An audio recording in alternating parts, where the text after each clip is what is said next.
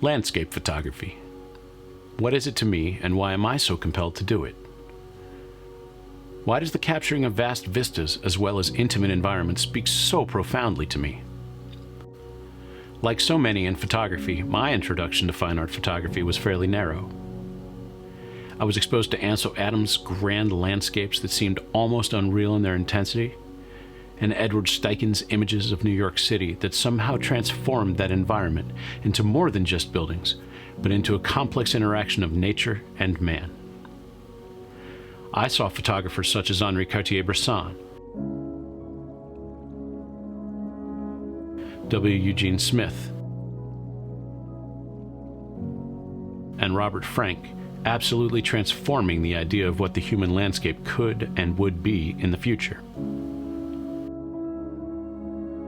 As I studied documentary work in college, it became clear to me that nearly all of photography is landscape work.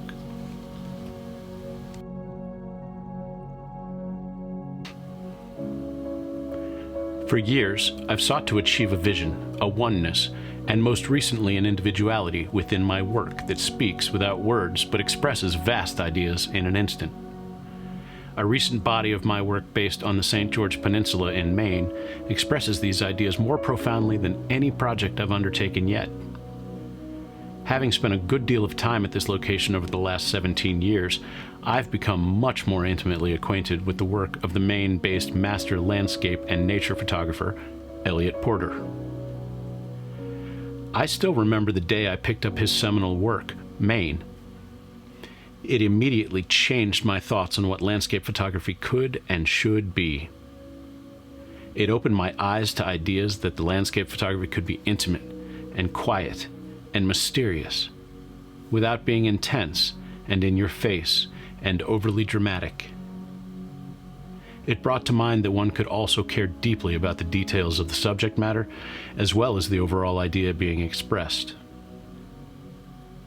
It reminded me that one takes on a commitment when looking at landscape photography, a commitment to a dialogue of sorts between the viewer and the artist. During my time shooting in Maine, I've allowed the little things in nature to burrow into my psyche, paying attention to small and seemingly insignificant vignettes of the landscape to create understated yet dynamic vistas in which repetition, contrast, and texture take on the role of triggering what larger landscapes achieve through vastness and majesty.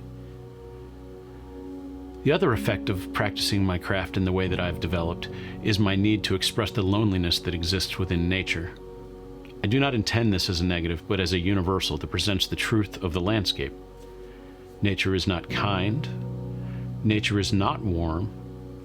Nature is unforgiving. Nature is destructive. Nature is relentless. The flip side is that nature is absolutely beautiful and dramatic to the point of overwhelming sublimity.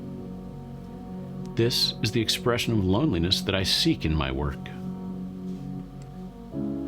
Though I endeavor to recreate the sublime in the capture of natural landscapes, we must not forget what I said earlier. Landscapes exist in all of photography. Those images by Henri Cartier-Bresson, W. Eugene Smith, and Robert Frank would have been nothing without understanding that humanity plays a role in much of the landscape we work within. And though I shoot rocks, trees, and water, I don't reject the humanity of the world.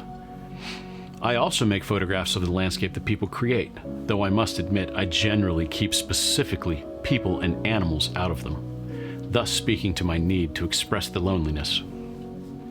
In Maine, the coastal fishermen mostly work in the early day or late day depending, so it's fairly easy to find these seemingly bustling areas devoid of humanity, making for wonderful interactions of shapes, texture, and color that are just crying out to be captured.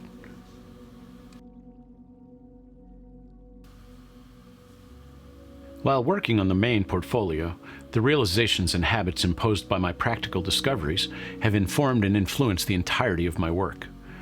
No longer is it enough to just create an image that talks of a beautiful place in nice light.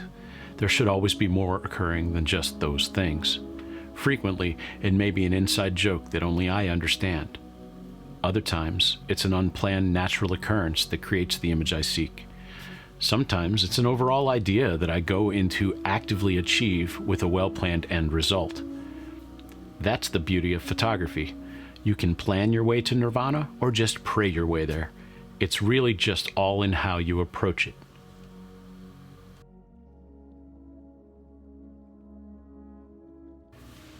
Regarding more local environments, my work in the Shenandoah over the last decade has played an important role as well. As I worked in Maine, that too informed Shenandoah, just as Shenandoah has always informed the work of Maine. I would even go so far as to say that my intimate scene work in Shenandoah was occurring long before I learned of Elliott Porter and his amazing work on the coast of Maine. Not only has Shenandoah driven my interest in intimate personal landscapes, but it has heavily encouraged my love for woodland photography as well. The mountains are perfect for heavy, green, mysterious, woody environments, but also wonderful for dynamic, monochromatic images filled with mood and emotion. The opportunity for grand vistas are also many in the Shenandoah.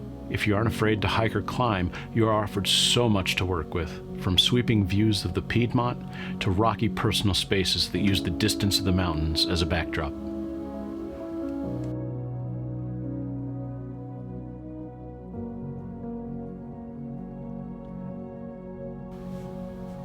About a year and a half ago, I decided that I wanted to start making landscape photography videos to be published on YouTube.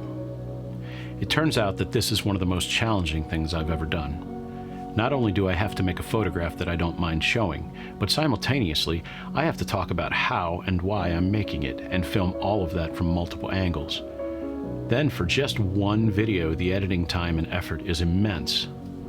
Don't get me wrong, I love doing it. It's just much more challenging than one would believe. This phase of my work has been extremely rewarding. Not only do I make something I'm proud of, but in the end, I get to share it with people and discuss it and learn from the experience. All of this only makes the work, both photography and videography, get better over time. Thank you for joining me today, and I hope that you found my story useful to you. If you enjoyed me and my work, I'd love for you to join me for a one-on-one session or trip, or attend a future workshop in the Shenandoah, Maine, or beyond. You can contact me through my website or through Instagram or YouTube, and if you enjoy this content, like and subscribe to my channel. Thanks again, and bye for now.